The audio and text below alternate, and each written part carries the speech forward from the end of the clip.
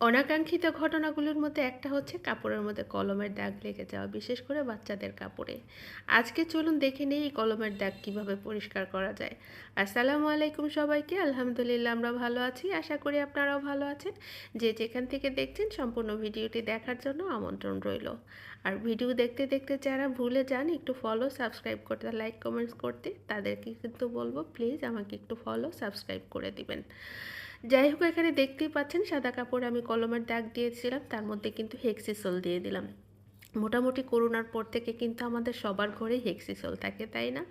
আমারও কিন্তু সেই তখনকারই হেক্সিসোল ঘরে আছে। যাই হোক, হেক্সিসোলটা দেওয়ার পরে দেখলেন যে কলমের কালিটা ছড়িয়ে গেল।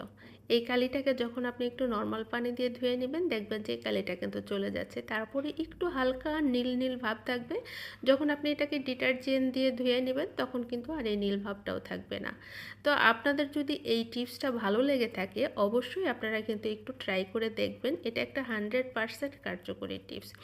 এরপরে যে টিপসটা শেয়ার করতেছি আপনাদের সাথে, আমরা কিন্তু ঘরে পিলার ব্যবহার করি, তাই না? সবজি ছিলার জন্য, আলু হোক, লাউ হোক, যাই হোক, যারা এই পিলার ব্যবহার করি, দীর্ঘদিন পিলারগুলি ব্যবহার করার ফলে কিন্তু একটা সময় এই ব্লেডটার ধারালো ভাবটা কমে যায়। তখন আমরা কি করি, আরেকটা পিলার কেনার চিন্তা করি। কিন্তু আপনি আরেকটা পিলার কথা না ভেবে আপনি যদি এই পিলারটাকেই ঠিক করে নিতে পারেন, ব্লেডটাকে ধারালো করে নিতে পারেন, তাহলে কেমন হয় বলেন তো? আমাদের ঘরে তো স্টিলের চামচ সব সময়ই থাকে, তাই না? একটা স্টিলের চামচের গোড়া দিয়ে যদি আপনি এইভাবে ঘষে নেন, তাতে করে কিন্তু পিলারের এই ব্লেডের ধারটা আবার নতুন করে আপনি ফিরে পাবেন। যখন একদিন ট্রাই করবেন আপনি, সব কিছুই যে কোনো কাজ হোক আপনার দেখলে মনে হবে যে হয়তো বা এটা ইউজফুল না, বাট আমি সত্যি বলছি আপনি ট্রাই করবেন, ভালো লাগবে।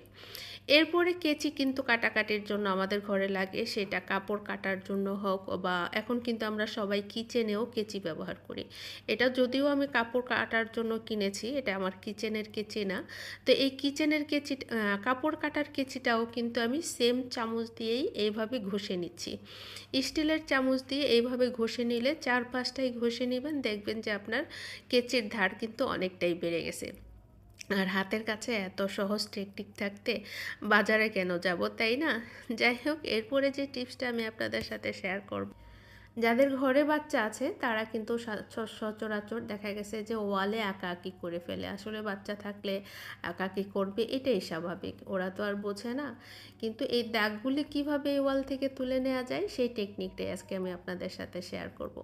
এখানে আমি কলমের দাগ দিয়ে নিয়েছি। আমার ঘরে যেহেতু ছোট বাচ্চা নেই, সবই বড় হয়ে গেছে, তাই আমি নিজেই দাগ দিয়ে নিয়েছি। এখানে কিছুটা পেস্ট লাগিয়ে দিলাম।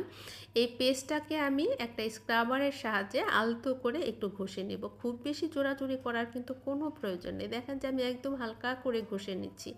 হালকা করে ঘষতে ঘষতে কিন্তু একটা পর্যায়ে আপনি দেখবেন যে এখান থেকে কালিগুলি উধাও হয়ে গেছে, তাই না? কতটা সহজ না?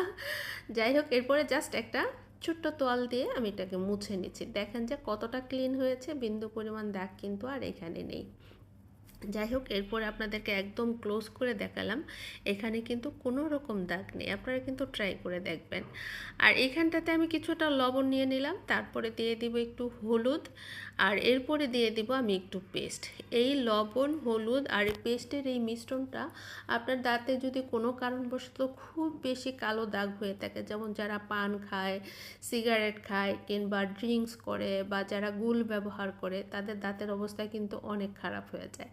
তো সেই ক্ষেত্রে আপনি যদি এই রেমেডিটা ব্যবহার করেন, তবে অবশ্যই একদিন করলে হবে না, কয়েকদিন একটানা করবেন, দেখবেন যে আপনার দাঁতের কালো দাগগুলি কিন্তু একদম চলে যাবে।